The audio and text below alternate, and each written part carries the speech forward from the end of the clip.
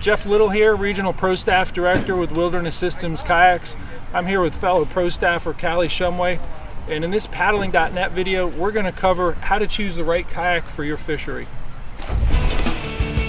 Kayak fishing offers an endless variety of species and a diverse array of places to catch them. Make sure you ask yourself the right questions. Make sure you correctly match the kayak to your specific fishery and needs.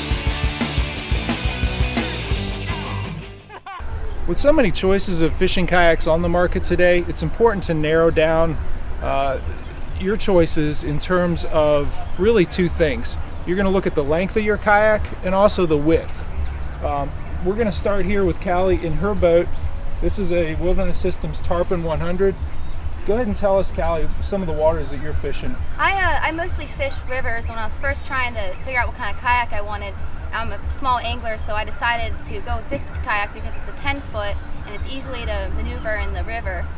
And I also like it because it's only about 55 pounds for the weight, so for transporting, carrying it by myself, it's a lot easier. And also, for my truck, I have a 6-foot bed and I wanted a kayak that was a little bit shorter and easy to just put in any vehicle. Great. So, as we have these kayaks laid out here, they're in increasing length.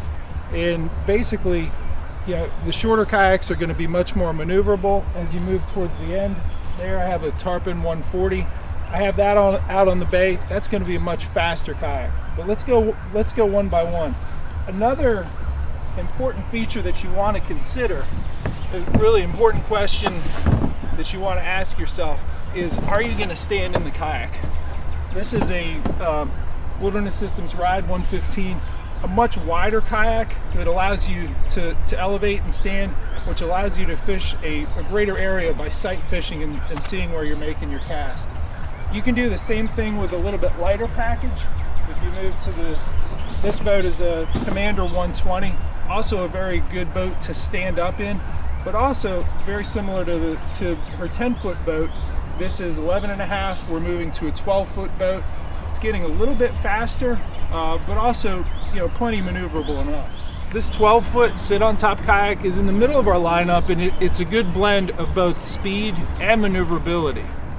Next, we have a Wilderness Systems Ride 135.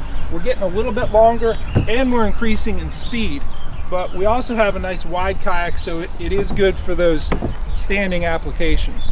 Now, certainly our most popular fishing kayaks are the sit-on-tops, which is nice because they're self-bailing.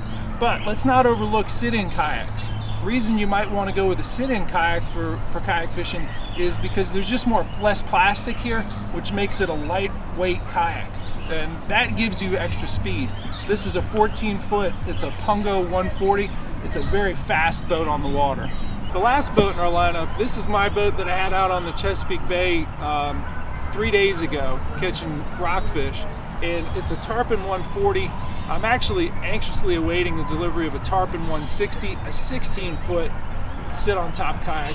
And really, the advantage of these boats, these longer, skinnier, narrower boats, is that they're faster. Now, not everyone needs to go fast, but out on the Chesapeake Bay, or even in saltwater applications in the oceans or in larger reservoirs, speed is a real advantage. In my case, I was working schools of menhaden that would pop up, and you could see all the birds, in the distance, working them from the top, and I knew that there were striped bass underneath them.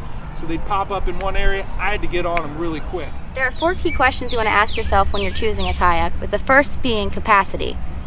Capacity refers to the angler's size, how much gear you're going to be taking with you. And for me personally, with this Tarpon 100, I'm a small person, and it's a 10-foot boat, and for the capacity, I don't really carry that much stuff. I'm pretty much a minimalist. I usually have a backpack with my gear and my rods, and with these hatches, you can usually store other stuff in it too. Next question you want to ask yourself is, how maneuverable do I need to be? Now, out on the Chesapeake Bay, I don't need to be that maneuverable, so I'm using a much longer boat that isn't maneuverable. Whereas Callie in her Tarpon 100, she's on a river that has some class 1, 2, or 3 rapids. She really needs that maneuverability, chooses a shorter kayak. The third question you want to ask yourself is, are you going to be standing and fishing? Now, stability relates directly to the width of the kayak, so the wider the kayak, the easier it is going to be able to stand on it, and there are kayaks made specifically for standing and fishing. When it comes to standing and fishing, that's usually something that you're going to be doing in shallow water, so you want to take that into consideration also, the type of water that you're fishing. Last question you're going to ask yourself, how fast do I need to go? Now, if your fishery is one of a lot of expansive open water, like saltwater or a larger reservoir, you're going to want a longer, skinnier kayak like the one I'm in right now. One of the smartest things you can do before making a kayak purchase is to attend a demo day where you can test paddles and kayaks. Oh, is that the one I'm talking about?